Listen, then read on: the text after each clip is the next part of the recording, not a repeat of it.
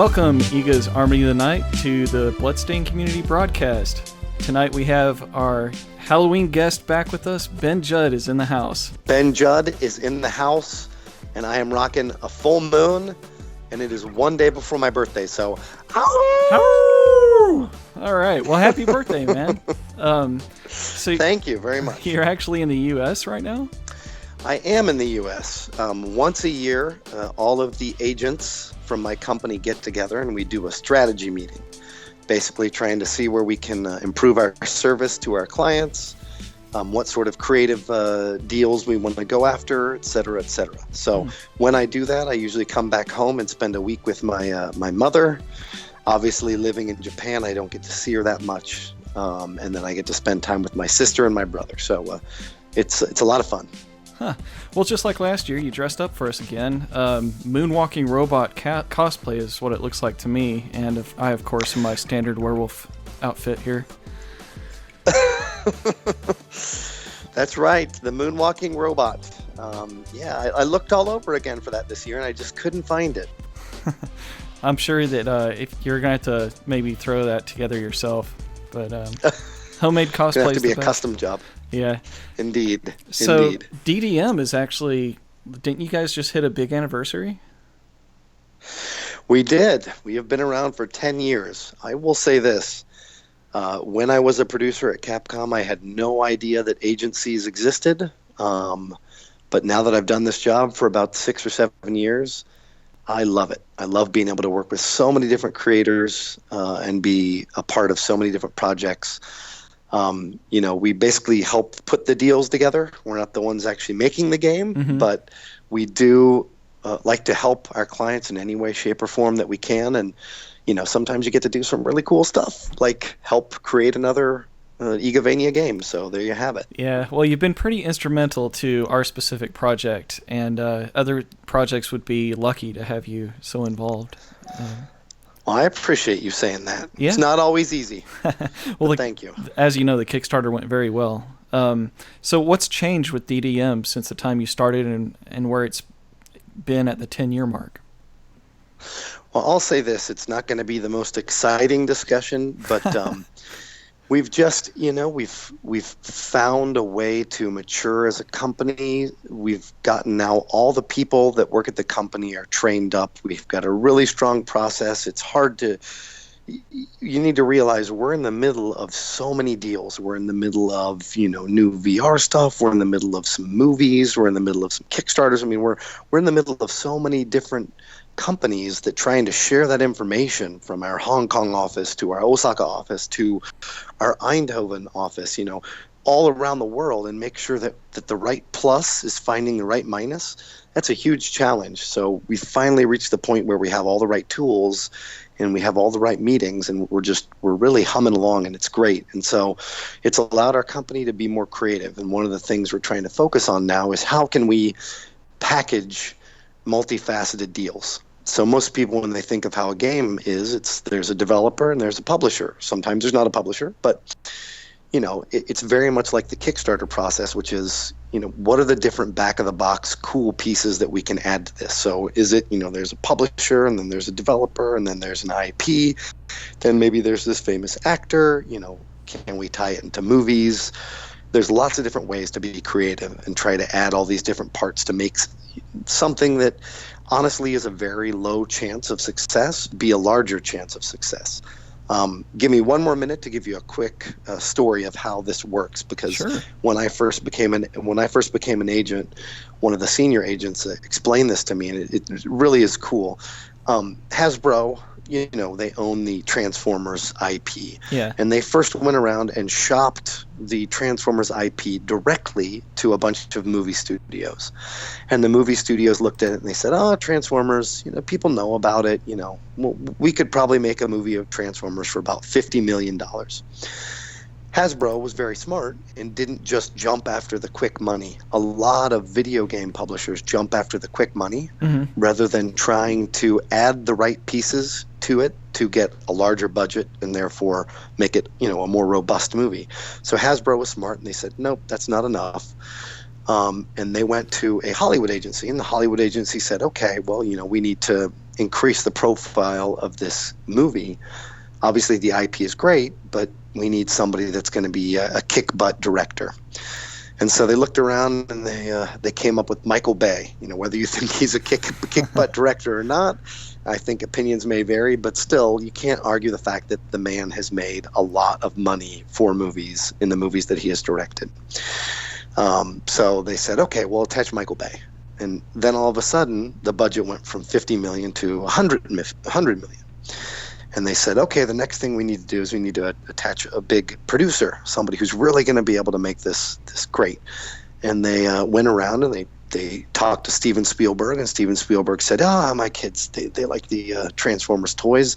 Okay, I'll do it. And so as soon as he got attached, the budget went to like $180 million to make the movie. So now it was a respectable AAA Hollywood movie. And then the last thing that the Hollywood agency did was they went out to, I think it was GM, it may have been Ford, and they said, will you participate in a robust, expensive marketing program, and in exchange we'll be using your cars exclusively in this movie that's going to be, by the way, directed by Michael Bay and produced by Steven Spielberg. And they said, sure. So that added, again, more additional money into the marketing campaign. And the rest is history. That is now a billion-dollar franchise. But at the end of the day, it is, you add these pieces to the base concept that increases the odds of it being successful and increases the odds of it being big and leaving a mark. So Kickstarter is very much that way. Just pulling Iga alone probably wouldn't have been enough, but we've got Iga, we've got David Hayter, we hope. We've got a lot of the different concepts and game different modes that weren't in some previous games and whatnot. So all of that together made it a bigger, more exciting thing that I think more people were willing to fund and support. Yeah, absolutely. Making things come together. It's a talent that you're very good at. Do you have any big clients that you're just excited to talk about? Platinum Games is my client. From Software is my client. We're going to be signing soon with a company called Toy Logic that did Happy Wars, and they're looking at some other stuff. They also did some work on I think Dragon Quest X and some piecemeal work on Smash Brothers, so they're a super talented studio. But again, we're worldwide, so we work with 50 plus different studios and just so many talented developers, it's not even funny. You mentioned VR earlier. I've recently got to try the Vive for the first time, and I thought the experience was amazing. I think that there's a lot of new ground there to be broken, and I hope that the market can support such a great new direction. Can I break your heart? Oh, it's not. Yeah, sure. Go ahead. You're like you and your reality bombs. You and your reality bombs. I know. I'm sorry. There is something that comes with being in the perspective that I'm at, with being in an objective point of view of seeing all of the industry, right? Yeah. That it kind of gives you constant reality checks, whether you want them or not. And the long and short of VR and AR is, it's amazing technology. There is no doubt in my mind, 5 or 10 years down the road, it's going to be absolutely super cool, must have, whatever. However, we're hitting the basic business issue that I assumed we would, which is the actual buy-in for that kind of stuff is still way above the mass market consumer's price range, even with a PlayStation 4 and PSVR. I've seen some, rumored numbers, and they're not good. And the reason for this is that for the first time ever, you've got a limited install base, but the hardware manufacturers, 3 or 4 years ago, started saying, hey, anybody can self-publish. Indies, one dude in a garage, can sit there and make a game, which means there's tons of different content options of varying levels of quality that are available for a very small install base. And the worst part about it is the creators, they love it. They play it. They're very much like you. We're all nerds, and we play this stuff and we're like, oh, it's like a dream come true. It's so cool. So if you're an indie developer and you see this, the first thing in your mind is, it's the future, and oh my gosh, all these cool things I can do. And so of course you're gonna create something for it. But you're gonna create something for it, and it's gonna be you and 60 other titles that are gonna be launched for an install base that's probably under 1 million. And it's just like, you do the math. The numbers will not support it. And I know this because a lot of the bigger publishers, I can tell whether they're interested by how many development dollars they're going to throw towards independent developers, and they're just not doing it, which means they're just not interested. And when the big third-party publishers don't support something, it dies on the vine, or at least it doesn't pick up steam for a while. So I personally, this is the first time I have not gotten out and bought a new piece of hardware or tech for the gaming, for the console industry in my entire life. I even owned a Virtual Boy. And that's because I just think it's not ready yet. I think we need 3 or 4 years before there's going to be hopefully mobile VR that makes sense and enough people doing it that then you're going to have your AAA titles, number one. Number two, people need 2 or 3 years to understand what are the best kind of games that work for that hardware. Think about an iPhone when it came out. You had a bunch of fart apps, right? You pressed the button and it made some noise because nobody knew how to use touch controls and what sort of genres made sense. But then 2 or 3 years into its life, people started to get it. They're like, oh, some tower defense stuff, some strategy stuff. All this stuff works with touch controls. So I'm looking forward to it, but just not at this particular moment. Well, your behind-the-scenes insight has never failed us so far. So we'll see. We'll see what the future holds for VR. Maybe in 3 years we'll have the next big game that people just have to have. I would love to see that. It'll take off from then. There you go. Okay, so last time you were on, you mentioned a project maybe that was going to get Kickstarter or something you teased. Whatever happened with that? Still hammering out the details. So rather than rush it, because certainly in the current crowdfunding realm, it's more dangerous than it's ever been because there's a lot of negativity. There's a lot of people that just are not happy with it. It needs to be perfect. And if it's not perfect, I'm not going to do it. So we're still hammering out some of the details, but we're not there yet. Okay.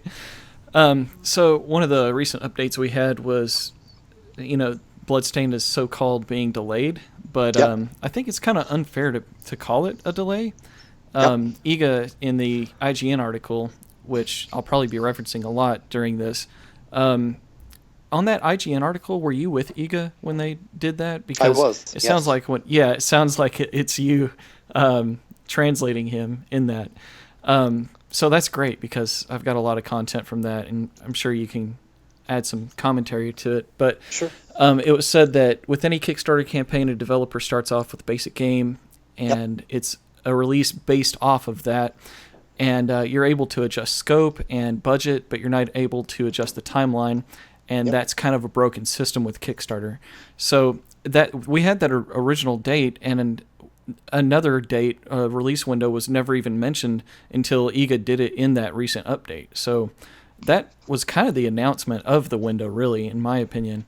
But do you really view it as a delay of game, or is that really just our first real initial solid date that we can start looking at? Yeah, I don't personally think it's a delayed game. I think that it's exactly what Iga said, is that with the crowdfunding, with all the platforms, you're stuck with the release date. They do not let you alter that. They'll let you alter money. They'll let you alter content. But if you ask anybody, you need to be able to alter the schedule. Any single producer out there will be like, oh, here you get extra money and you can do all this extra content. But you can't move the date. They'll be like, well, then I don't want the extra money and I don't want to do the extra content. So it kind of actually has to organically shift with that. Yeah. And so, could that have been messaged better? Yeah, but you have to realize you're basically designing on the fly based on a group of people's opinions what the game is going to be. And most of the time, if you're going to put together a proper schedule as a producer, it's going to involve you going to all these different people talking, to get like a specific deadline date. What's the printing timeline? What are potential competitive releases that we have to avoid?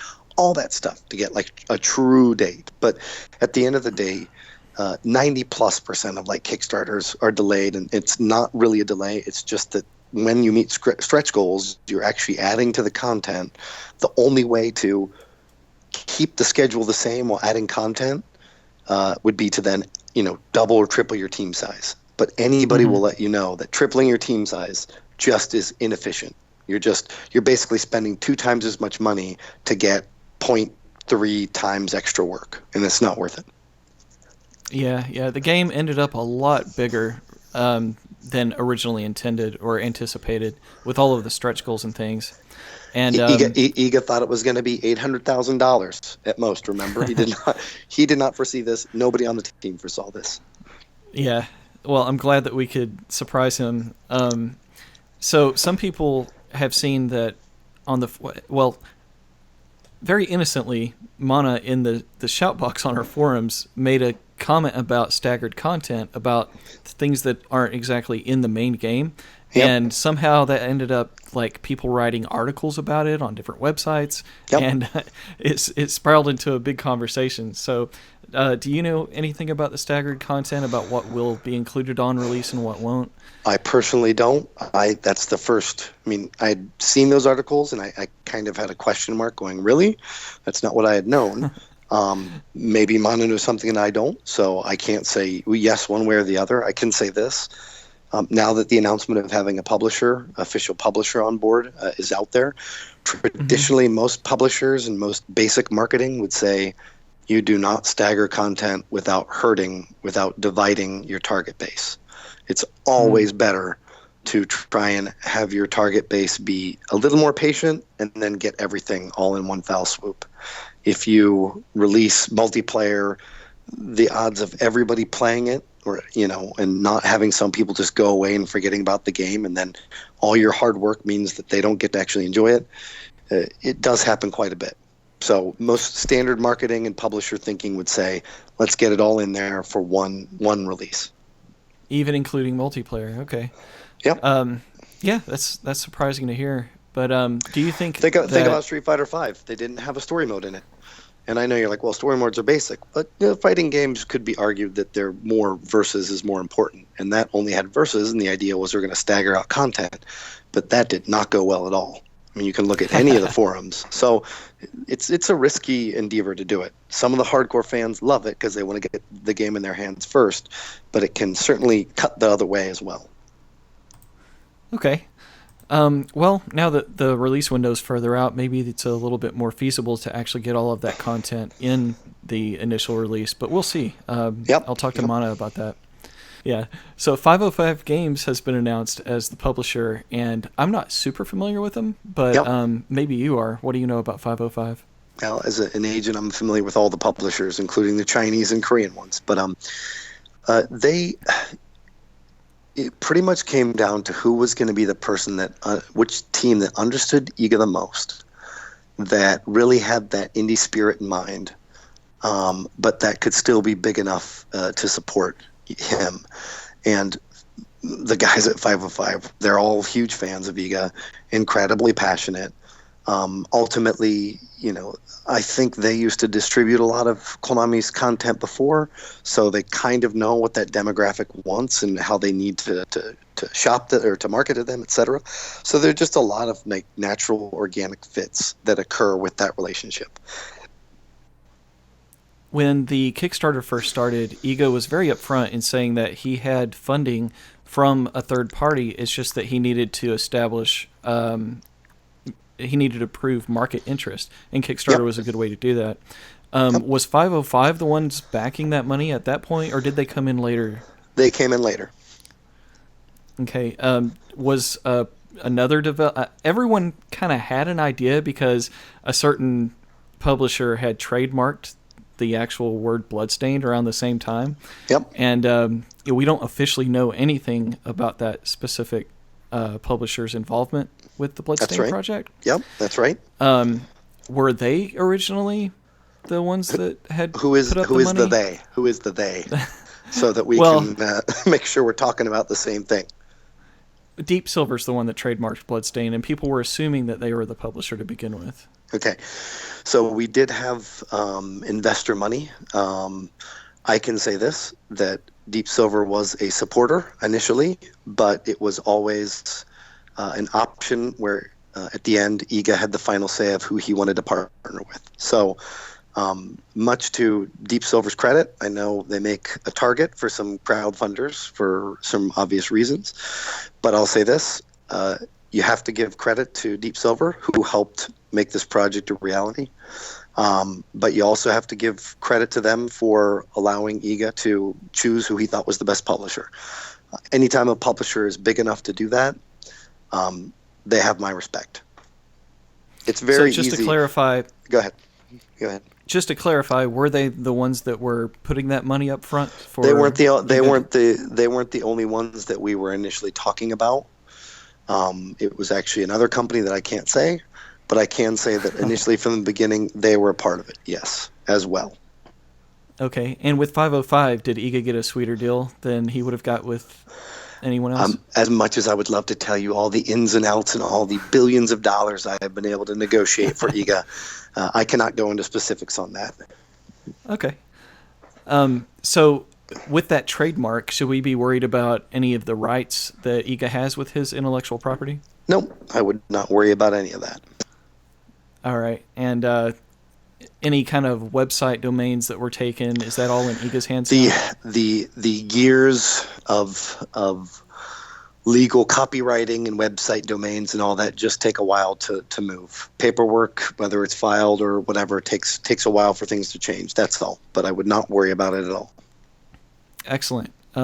We do want IGA to retain the rights to Bloodstained. Absolutely. And yes, he will. He will absolutely be retaining the rights, and it is his baby, as we have always said the whole time. Everyone who's been a part of this has empowered their creator.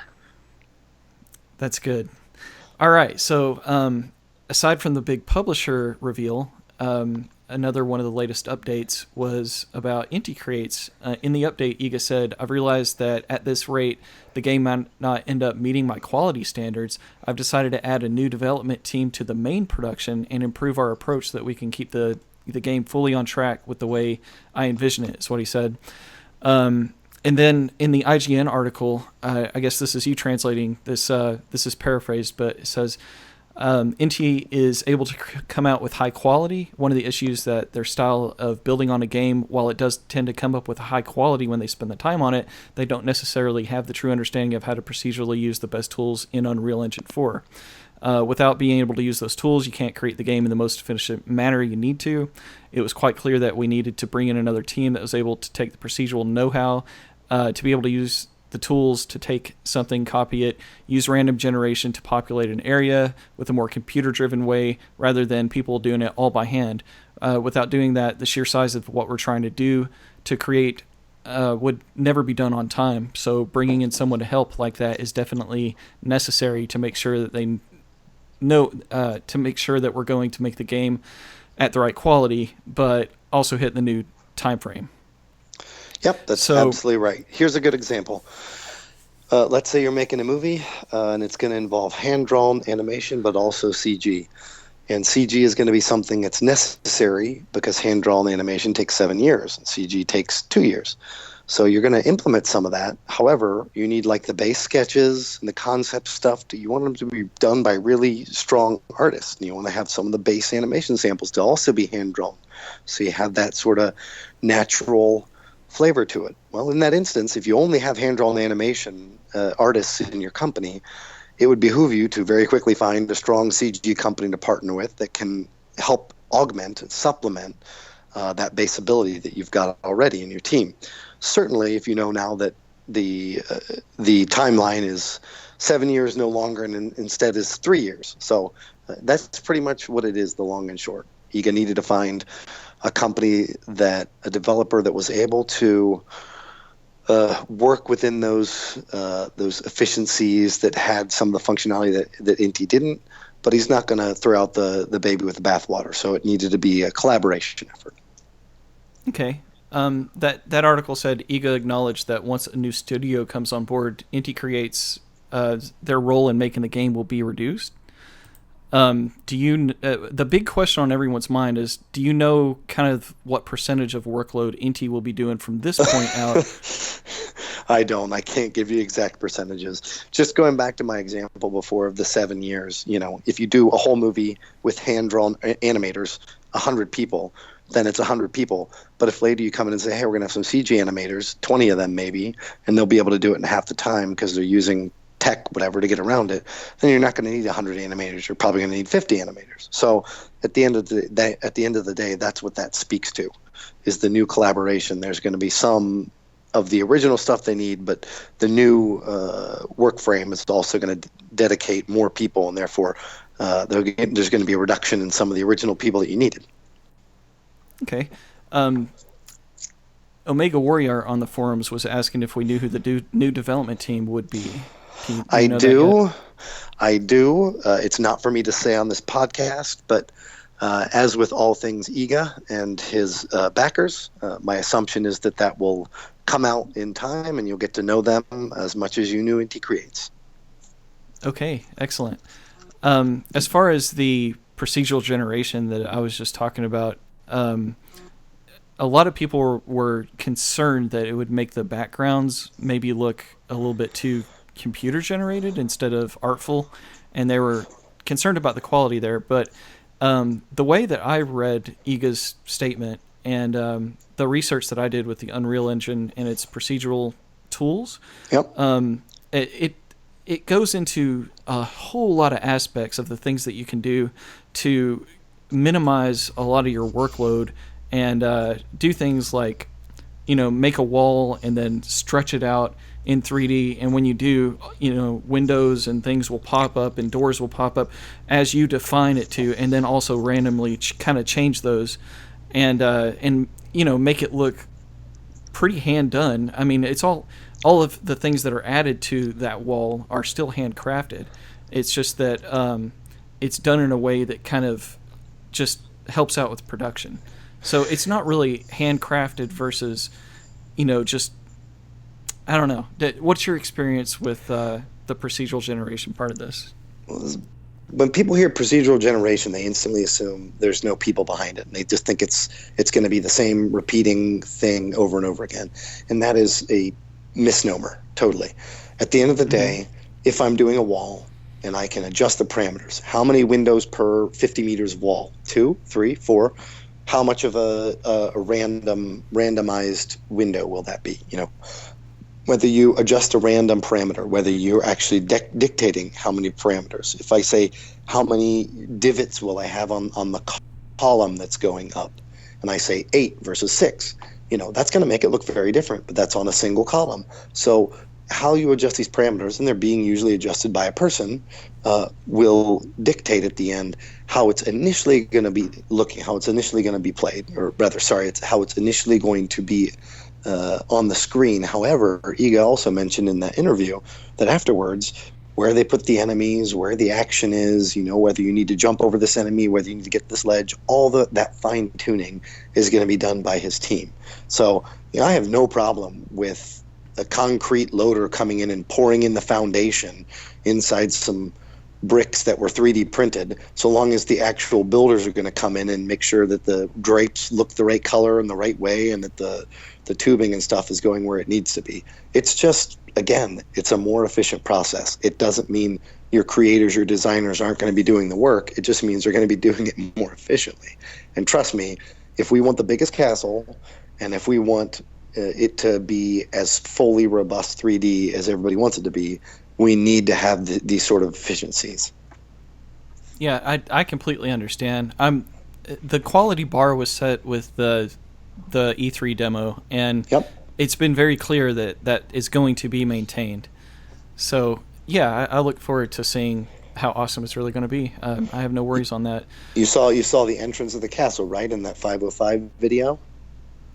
Yeah, and also that IGN article has yep. some exclusive screenshots that are just simply amazing. Exactly, and so all that stuff was using this workflow to generate a lot of it. So again, I would not be afraid. It's in good hands. All right. Well, with the addition of the new development team and the reveal of the publisher, it looks like things may shift a little bit from who's what players are involved and what companies are involved from the Kickstarter. And this is a perfect agent question. Is there any other, like a localization or something else that may change in the future? Don't really know what's set in stone and what we can expect. As far as I know, at this point in the production, the localization piece isn't something that's set in stone. It really can be anybody. We did work a little bit with Playism, but that was just for the campaign. Who ultimately is going to do that piece is still, I think, an open question mark. But I know it's going to be somebody that's good, because Iga is always, even when I met him, when I pulled him out of the party and I said, you should leave Konami, even when that happened, he said, it haunts him, the way that Symphony of the Night was reviewed, because of the voice, because of the constant, we didn't like the voice actor and all that. Because that happened, he's hyper aware of the importance of voice and text. Yep. Has any voice actors or anything been selected for Miriam or any of the other people that? I want to say a lot of those discussions have happened. I couldn't give you specific names. Obviously, with the strike that's going on, that's going to be another problem that needs to be navigated. I couldn't tell you what the solution is going to be, but every single production I've ever seen as an agent always has problems, and you always have to solve them. Okay. I listen to the 8-4-Play podcast, and those guys know you quite well. In fact, I was quite surprised to go back into some of their earlier episodes and learn that they actually named the game Bloodstained. John and Mark had mentioned that one of them actually named the game, and that they may have connected you with Iga. Well, they do a party at Tokyo Game Show called the Pre-TGS Party, and I saw him there, and that's where I first met him. So because it was a party they held and I met him there, yes, they didn't, as far as I remember, and again, I'm getting old, I don't remember them sitting me down at a restaurant and saying, hey, this is Iga, this is what he does, etc., etc. But we did have talks with them, and Iga was there after I had met him at their party and initially made contact. But they're old friends. I've worked with them on a lot of different things. When I was a producer at Capcom doing Bionic Commando Rearmed and doing the Bionic Commando podcast, Top Secret, they were on as a guest, and we had a really good time there. Yeah, and I've heard you as a guest on their show at least once. So that's right. I'm always the guy that tells them the reality that they don't want to hear, and everybody hates me for it. I'm like, you're gonna see more microtransactions. It's not going away. And everybody's like, oh, shut up with the microtransactions. I'm like, well, okay. Just because you don't want to hear it doesn't mean it's not coming. Yeah, you and your reality bombs. I'm sorry. In the IGN article, it said, as timelines move on, certain pieces of hardware become irrelevant. Sometimes new pieces of hardware come out and make you think about what's the right strategy. However, this was a game that was backed by people, and we made promises to listen to them. Any sort of changes that we do or are considering that is outside the scope of the promises we've made must be done with lots of explanation, lots of care, and must be done with lots of back and forth with the backers to see what options we have. We must listen to them at the end of the day, and we've made promises. Unfortunately, some of those don't make as much sense as they did before. If you're going in one certain direction, you want to make sure that you have the support of the backers. If there's going to be a difficult decision someday and we don't know which way to go, I'm hoping that we have that we're able to have a conversation. And if they say they don't get it, that's where we're at. And if they say they do get it, well, then we're able to do some things that may be more interesting. So I'm assuming that a lot of that was kind of quoting you directly. Since you translated not necessarily. for that. No. Some of that was from Iga for sure. Yes. Okay. So, what is your take on where the Wii U stands at this point, especially with the Nintendo Switch announced? Traditionally, any first party that releases, that's been in third place from sales, that releases another console, usually will support their old console for another year. But usually you're not going to see any new titles coming out 2 years or et cetera after that new console is launched. Um, Again, if it's in third place, not doing well, etc.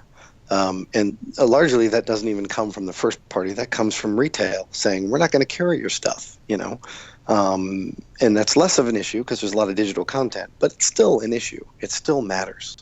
There still are 50% or so of sales or retail sales. So if I said, hey, do you want to take half as much profit? Nobody would say yes. And that's just a objective view of what happens whenever a new hardware piece is announced. Everything I say from here on out is my opinion, but I'll say this. What do people want? If they want a Wii U version, because they have every other Wii U game and they want to fill out their library and be like, I have every single Wii U game, fine, I get that. But they need to realize that it's never as simple as just what they want. It's all connected. It's that if we take our view and we zoom up to satellite mode and we think about what can happen, so let's say that IGA talks to the backers and the backers say, nope, absolutely must have a Wii U version. You promised. And he says, okay, I promised, we're going to do it. Which FYI is still totally a scenario. And matter of fact, I know that IGA is just like, got to listen to the backers. He's constantly told me that. So it's totally, something that definitely can still happen. Until that discussion happens, nobody knows what's going to happen. But at the end of the day, let's say we do that. And unfortunately, it's not just about the backers. I mean, the backers help us make the game initially, but it needs to be sold as its own product. So there needs to be additional revenue that comes in beyond just the money we got from Kickstarter. Because just the money we got from Kickstarter is not a profitable game at all. It's just enough to make the game. We still have to sell it, marketing, all these other things that need to happen. So if we were to then release the Wii U game, and at the time we try to release it, all the retail chains say, nope, you can't release a retail Wii U game. We don't have any shelf space for that. We're only going to put on PlayStation 4. We're only going to put on Xbox One. Oh, and since the VR stuff is big, we're going to put that there too, since it's new. Well, that means now, as I said, we only have 50% of our potential profit that we could have gotten. And that's on a console that's the third, most popular at the current time. So how many unit sales can we look to? Is it 100? And how many dollars are we going to get on each sale? Is it $20, $30? I don't know. So 100 times 30. So we made $3,000. Is it 1,000? Okay, we made $30,000. Is it 10,000? Okay, we made 30. We made 300. No, sorry, we made if it's 10,000 times 30, yeah, $30,000. So the idea of us potentially selling a Wii U title in 2018, potentially may not even be at retail. I would be shocked. I'd be shocked if we got 100,000 units. Mm-hmm. I would be absolutely shocked. Yeah, it's just not going to happen. It would be the backers, basically, and that's it. That's right. And the backers have already given us their support. So non-backers getting only the digital version of the Wii U version compared to all the other versions, I'm thinking maybe it's 1,000 people. And if it's 1,000 people and, we make $30,000, I'm sorry, but the reality is that's not going to cover the porting stuff. So IGA will probably lose money in that scenario. Well, we had a backer goal to pay just for that, though. Exactly. But you pay for that, and what that means then is you won't get a Switch version. So if I present... Okay, so that's a very important point. Can you have both, or is it a one or the other only? Well, the current budget doesn't support that. Where's this money coming from? Mm-hmm. So people are going to want, but people are going to want the new thing. With an added SKU and shipping and everything, what are the things that definitely make it like a one or the other? What are some of the roadblocks that just say has to be one or the other? Let's say the porting is going to be 300,000, or let's say 500,000. We'll just split it down the middle to do a Switch SKU. And again, all of these are just made up numbers, but let's say it's $500,000, and we don't have that money.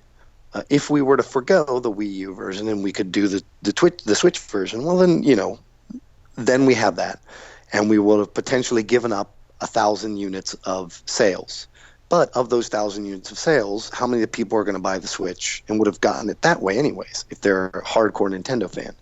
Maybe 500? Maybe 700? I don't know. And of our backer pool, how many of the backers are only going to have a Wii U and they're not going to have a Switch or any other console, and that's the one that they absolutely must be on?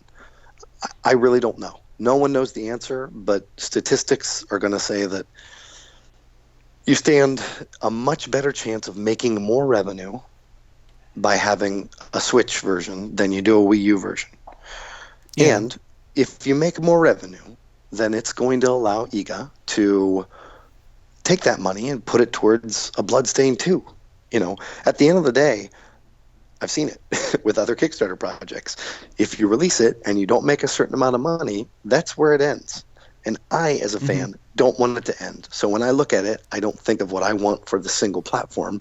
Sure, I think of that a bit, but I think I want IGA to be able to keep making these games, as many as possible. And so, honestly, the better business play is probably that. But back to who IGA is as a person, he absolutely cares about his fans. He cares about the backers. He understands he wouldn't be here without them. So he is going to honor what they say. And if we have this discussion, and I think people say must have a Wii U version, even if that means we're not going to have a Switch version, then, you know, that's what it'll be, I think. Yeah, I could see IGA doing that. So I guess the conversation just needs to happen. I expect to see maybe some kind of survey from Fangamer or, you know, something like that. People are going to have to make that decision and make it clear to him, because if it's not clear, I think he's going to default to keep the promise, and, you know, Switch just won't happen. It's such a challenge. We obviously want everybody to know that we care about them, but we still want to make sure that this is a profitable game so there can be future Bloodstains. And you know, how we convey that message and how we get to hear people's feedback and make sure they know that we're listening, that's the thing that's scariest. So there's going to be lots of discussions, and we're going to try to find hopefully a way that everybody or most of the people can understand what we're thinking, and then can give us their honest feedback, and then try to present them with some options. But that's all you can really do in this situation. Nobody knows when new hardware is going to be launched. Nobody knows when old hardware is going to become defunct. When that happens, you try to react, and you try to hope you can react in a way that the fan base accepts it and is okay with it. All right. Well, people are also wondering if the Vita is going to be any less likely due to the comments on the IGN article. I don't see it being a problem, but I don't know what it takes for as Armature far as to do I that. know, it is not a problem. As far as I know, So we all the Vitaites should not be worried. There you go, guys. Please instill your confidence back in the Vita port. It's going to happen. Well, you know, instill your confidence in the Wii U port. We haven't said we're not doing it, and it's still an open question. That's all it is. Right. All right. So Cornell64 was asking about a PS4 Pro patch, and I know in that article, IGA said we tried to create assets that played well in 4K, but I am not a PS4 owner, so I don't know what the Pro patch is. Maybe you have some insight on what that is? I think that's something that allows you to up-res some of your art more easily and more efficiently. I personally am not a tech guy, so I don't know what exactly that is. I'll say this. When I was at Capcom and we were doing Lost Planet and Dead Rising, every single artist I talked to that I was friends with was just like, man, this is such a pain in the butt. Because literally, you know, from 480p to 1080p or 720p, it's anywhere from, you know, 1.5 to 2.5 times the resolution. So all of their art needed to be that much more detailed. Well, now you pretty much have 4 times the resolution. So, you know, I don't know many people that are just like, well, it's going to be an easy thing to do. And certainly when it comes to like 2D art, you know, it's going to have its own unique challenges. But some of that can be easily auto-scaled. So I don't know if there is going to be a tech solution or not. I just know that huge bumps in resolution and new TVs are usually a pain and take several years for the video game industry to be able to adopt to. Well, I will not have the luxury of having a 4K TV, so it's not a personal problem of mine. But there you go. It's a good question. Several people roasted Marshmallow, Yan, Liligax, they're all asking about the your meme-worthy quote that the internet took and ran with, which is, quote, "I'm not getting my 2D side-scrolling fill, and at the end of the day, even if it's not perfect, it's better than nothing. At least that's my opinion." I don't see how that could be taken out of context, but I'm not a backer for a game that was already like sore, and That's right. I wasn't someone in the media that was just trying to get their articles looked at. So, Yep. what's it like dealing with the media that use quotes like this and force your personal opinion commentary as translation for someone? Well, I went through a lot of different emotions. I first, felt extremely embarrassed. Then I felt extremely bad that I had made things difficult for Inafune-san. He obviously didn't say that quote. That was my opinion. I do like 2D games. Anytime we get a chance to have more of them, they can't all be knocking out of the park great, but I still appreciate more options than less. But it is what it is. I learned a valuable lesson that trying to translate, interpret, and be a host at the same time is just the perfect recipe for creating lots of just miscommunication, misquotes, etc. I only had a day or two in advance to do that. When I got there wasn't really a plan in place, a content plan in place. So I kind of on the fly was like, okay, let's have this person be interviewed. Let's do this, let's do that, and tried to whip something together. And I also knew I was going into the minefield. I knew everybody was just, they wanted to find some reason to get upset. It was a very frustrating, long experience for them. And so I get it. They're people. It's frustrating. But they didn't have somebody that was bilingual and really able to host. It's really, you have to have kind of charisma. Not that I'm super charismatic, but I still can hold my own if I have to host on the fly. However, hosting and translating makes it seem like what you're interpreting and your own quote after that you're trying to, create a natural cadence that happens in a conversation. Yeah. It makes it seem like he said that when actually I said that. And so, well, you said at least that's my opinion. I don't see how that could be any more clear that you were talking for yourself.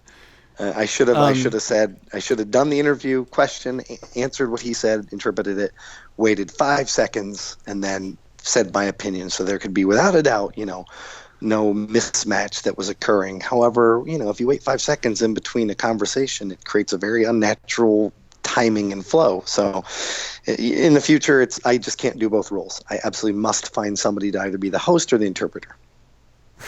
Well, I didn't think that you did too bad. I think that earlier in this episode you said something that was like from this point on, this is what I'm saying. So like, yeah. you're more aware now that you've been a couple of memes, maybe lawyers pointing and shouting things, maybe saying, it's better than nothing. So yeah, you've got 2 memes under your belt. Not a lot of people can claim that, Ben. So you're famous. The sad and good part is that when they say it's better than nothing, it's associated with Inafune-san and not with me. So I kind of got out of having to claim that meme. And I think some people know about it in the industry. Some people remember it, but a lot of people don't necessarily associate it with me. But still, it's one of those things that I see everywhere now. And so when that happens, I'm like, hey, that's my meme. Right. So, I watched that whole thing, and you're being very honest with the difficulties that game had at the, post-launch. And I think just bringing up a lot of the things that could have been better about it already set kind of a tone that, and just the word post-mortem, I don't like that. Post-mortem sounds like after death. Yeah, it sounds like after death. And it was just born, so it was just released to the masses. So please, when Bloodstained comes around, let's not call it a post-mortem. We just do a launch game review. Okay, I will not call it a post-mortem, but you have to come up with a good, snappy word, because that is technically what we use in the game industry after a game is released. A release review. A release review. I'll think about it, but I want to hear a couple more options. I'm not sold on release review yet. Hey, at least I don't have to dig back to Greek or something. I'm not speaking Greek. How about we call it a post-rock'em? Or No, no, no, not no. that one either. Don't Okay, worry fair about it. enough. Anyways, I'm sure that our launch will go a lot smoother. But I'm sure it'll be. hopefully you won't I'm have sure to it'll be juggle better so than many. nothing. Just a little Oh, irony and sarcasm. little trademark. Every time you see it, I see a little TM next to it in my mind. There you go. Okay. So Ragnarok Flames asks about using the universal monsters in Bloodstained, and maybe they don't know, but Iga said that he's using not only the demons of the Gautier, but also using traditional monsters as well. So in the past, Iga's already said that he's using both, but if there's any hesitation to use any specific one, I think there's obviously one that we should probably avoid just so we don't poking a bear or anything. But have you seen anything in Bloodstained that might show some of the universal classic monsters? I can't say that right at this point. Okay. Because I haven't seen a lot of the stuff. I've seen some art, but not all of it. I can say that I know that Iga was a lot more interested in doing it, and I could see him when he latches onto something. His face gets more animated, and he just starts to get more and more excited with the concept. So I think we are going to see more classic monsters. As to what they are, are we going to have a Grim Reaper? Are we going to have a mummy? All these, I have no idea. But I think we're going to have more than initially was thought. Okay. Ragnarok Flames also asked, what is your opinion of the Metroidvania genre? Love it, man. It'll never be a Call of Duty. It'll never be to that level. But I still play JRPGs, and I know I'm super niche. I'm in the niche of the niche, and I just keep worrying. I'm like, is it 5 years? Is it 10 years where this genre is gone, and the only options I have are FPS? Man, I really hope that doesn't happen. So it's always nice to have that genre and have lots of options, but you really don't have a lot of high quality AAA production Metroidvanias. You have a lot of indie stuff, and some of it's fantastic, but you don't have a lot of shadow complexes. You don't have any more Castlevania. There's a lot of the AAA stuff that I still want to play that doesn't exist. So really looking forward to Bloodstained. Yeah. Goob Sausage asked about the SAG-AFTRA strike and notes that 505 isn't among the 11 game publishers on the strike list. Earlier you mentioned about how that still might cause some difficulties. Do you have any other insight on that? I really don't. If I had it, I'd give it, but I don't. Okay. Fafi asks, what behind-the-scenes goings-on have always been like high-level situations that the average consumer of games might not be aware of? So what goes on behind the scenes there that we don't know about? At a game developer or a game publisher? I'll say this, and it kind of relates to it. I've had, we've pitched tons and tons of games. Some of them land, some of them don't. I'm often recently disappointed by a lot of the biz dev people that we interface with at publishers who very much have become cookie, I don't want to say cookie cutter, but they very much only look at like the top 10 games. They only look at the same genres. Is it an FPS? They seem to be very risk adverse to the point where if they see something really creative, a little crazy, they're not going to get excited about it. And it's like an instant no. And the game industry, it's like the next big hit happens because people do something crazy. Rocket League was shopped around. A lot of people said no because they're like, oh, that's too weird. Well, guess what? People played it and it's awesome. Minecraft, it's pixelated and you just dig. No, absolutely huge. Tetris, blocks, nobody wants that. Wrong. They only look at what is popular. And I hate to break it to people, but popularity, certainly within genres, is diminishing returns. If it's a survival horror game, you had Resident Evil, great, 70% of the revenue goes there back in the day. Then you had Silent Hill, great, another 25% of the survival horror genre revenue goes there. Then you had like Fatal Frame and a couple other ones that probably fought for the last 5 or 10% of the revenue, but they never made a profit. So by going and imitating a genre or a type of game that's popular, and being the third or fourth place, by that time, the odds of you really making it big are very slim. And it's just a shame to see so many people that really can control the future of games be so risk adverse and so just dialed into only mainstream, because that's not where the great ideas come from. They really don't. Okay. So Balance Hydra was wondering if our hopes and dreams for Goofball to appear in Bloodstained might be a possibility. Have you heard any news for our Goofball initiative? I have asked him. I have begged and pleaded, but the last thing I heard was he said, "Nope, it was a fair vote, and Goofball did not win." So if I brought in Goofball, then I'd have to bring in the third one and the fourth one, because there were some people that voted for them too. And so, he makes a very rational point. Why does only the second one get to go and not the third and fourth? Because then you're kind of only saying yes to the people that voted for the second one and not the people that voted for the third and fourth. It's a really hard conundrum. But again, Iga is if he says he's going to do something, he usually does it. Back to the Wii U point. So, hey, I'm on board with that idea, but I'm not asking for Goofball as a familiar. I just want him to be in the game somehow. I'll go try and take it up with him and see what he says, but no All promises. Right. You're our only hope. On the Goofball Defense Force. Yeah. Legolax was asking about calendar events like birthday cakes on your birthday or Halloween stuff during Halloween. The Operation Akamajo interview with Iga that came out on Castlevania's 30th anniversary revealed that the day-night cycle would not be in the game. That was like an initial early idea that didn't survive. So I don't know if that kind of falls into the same kind of thing, like a calendar event. But well, see, I don't know how close.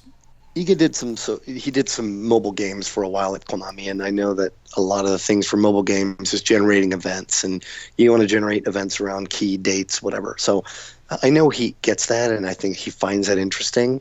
But whether that's going to make the final game or not, I can't say. I think that's going to be, a third or fourth consideration, and right now he's more focused on the core of the game before he actually gets to that point. Okay. That 30th anniversary interview was actually a pretty good read, and we learned also in that Miriam's going with kicking in favor of punching, so there's not going to be any punching weapons. Instead, it's going to focus on her feet, and just like we saw in the E3 demo, she'll have different footwear and stuff for her attacks. And that also, there's a confirmation that Bloodstained will have combo inputs for special attacks. So that's something that people really liked with his games, and I think that was some big news to folks. Yep, indeed. Richter B asks, do you know if there will be a swinging ability in the game, for like platforming? Have you seen anything like that? I've seen something. I can't describe it as a swing, but I would say I can't spoil it. It's cool, though. It's gonna be a game mechanic that hasn't been in an Igavania game before, and I think it has lots of flexibility. Cool. It's pretty skill based. It's easy to use, but it's gonna, I think, tie into a lot of really cool speedrun gameplay. Nice, excellent. Thanks. Do you know anything about the mini game and who's going to be developing that? What kind of assets it's going to use? When it's going to come out? Anything about the mini game since we last talked? Excuse me. I think that is still Inti, as far as I know. But other than that, I have no information. I have no idea if it's going to come before, at the same time, or after. All right, here's a straight-up quote from Richter B to you. He says, "Thanks for your work on the full 3D Bionic Commando 2009. One of the best games of that generation, in my opinion. One sequel to that innovative game would have worked out any hiccups and made it a successful franchise. When I was swinging in the caves, it made me imagine a full 3D Castlevania game. Are there any ideas you know of that got dropped from the game, and how does working on Bloodstained's project compare to that one in your estimation?" There were a lot of ideas that got dropped from that game. I can say this. A swing mechanic in 3D is incredibly hard. Up until that point, Activision did Spider-Man 2, and everybody largely said that was great. But that was pretty much, you could just hook anywhere. You're connecting to the ceiling, right? So there was no aiming or skill. It was just the animation of swinging was fun, and that's why it was great. But back then, that was PlayStation 3 and 360, it was, how can we give some users control and aim without making it so pinpoint precise that people who don't play FPS games like me can still enjoy it. And we worked on that mechanic for like a year. I remember talking to Shinji Mikami, the creator of Biohazard, and he's like, 3D wire swing mechanic. He's like, good luck with that. That's going to be really hard. And boy, was he right. That was a huge challenge. And I think that we got it to a point where it was fun. But we ended up running out of time, money, etc., and had to close the game down a bit earlier than we wanted to. It ended up being an okay game with, I think, an idea that was only half realized. If there would have been a second one, as to what Richter B says, I think it could have been better. I think could have polished it. But it unfortunately was not a financial success, and one of the reasons why I'm so aware about business and money being required for sequels is because of that. So it's got to be successful as a game for a publisher to continue to put money into it. Love and Bloodstained, again, I'm not the producer on it per se, so I don't get a lot of the day-to-day fun, but I like being able to do some of the creative stuff. I like being able to help out the creator to generate one or two ideas here and there and get to do it across a large strata of games rather than just focusing on one game for like 2 or 3 years, because 2 or 3 years on any one thing. I love pizza. I could not eat pizza for 3 years straight. I'll tell you that. It's pretty exhausting. So, this is a perfect job for me, and I'm just really, really loving it. Awesome. Great question, Richter B. Monkfish asks, can you shed some light on the crafting in Bloodstained? Will shards be used as raw material? Can you break down weapons and use those in like their component parts? Have you seen any of that stuff yet? I can give you absolutely zero information because that is a core system, and I don't want to reveal it right now. I want to make sure that that everybody gets to see it at the same time, and it's just like, wow, that's cool, because it's cool. One of our great users that's been around forever, Kale, says there's only one question that needs to be answered. Ben, what's your favorite traditional gelato flavor? My traditional gelato flavor would have to be something like cookies and cream or vanilla with cookies in it or something like that. I was just at Cold Stone Creamery here, and I was like, look at all these different flavors, and there's all these different things you can get. And I always gravitate towards cookies and cream. When I was a kid, it was mint chocolate. The older I get, I kind of like coconut, but still, cookies and cream, tried and true, classic favorite. Can never go wrong. Yeah. That's one of my favorites too. I like chocolate chip cookie dough a little bit more, but that one good takes too. Okay, now that I've got everybody else's questions out of the way, I just got one thing for you. Have you ever experienced anything that couldn't be like explained naturally, that just didn't make sense, like some kind of paranormal or spooky, scary moment? Since this is our Halloween episode, I thought I'd ask. I don't know if it goes into spooky or scary, but I am a firm believer in people, how you have 5 senses. I'm a firm believer in the 6th sense, and what that means as far as I believe that you can will certain things to happen. I believe that if you think a negative thought too much, you can make that happen. I believe that sometimes with body language and pheromones and all these things, people are able to read. You're able to know right away whether that person is your type or not your type, etc. So I think that we as people, we have kind of supernatural abilities. We're only slightly dialed into them, but I think that, is there a future where we can become psychics or whatever? I think that might happen. And are we sensing spirits or, people's souls? That's also a very likely possibility with this 6th sense that I think that we have. It's just not super dialed in. So beyond that, no, I haven't seen my Millennium Falcon toy fly in the air on its own or whatever. But I can say the one thing about me is I am superstitious like a crazy person. If I see a black cat, I will intentionally not walk that way. I'll intentionally turn sideways and try to make sure it doesn't cross my path.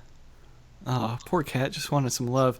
Do you have any specific occurrence that's happened to you in the past that you can bring as an example to when your 6th sense was noticed? As an agent, I know. There's some times where, it's weird, but with Bloodstained, even when planning it out, all the pieces fell together. It was like, oh, Amano-san said no initially, and then he said yes at the very end, right at the last moment. It's like, sweet, you know. It was like, oh, we wouldn't be able to get David Hayter, and we could, you know. And it's like all the pieces that needed to happen happened. It was like it was totally meant to be. Sometimes that happens, and that's exactly what Bloodstained was. I have no doubt in my mind it's going to be a good game.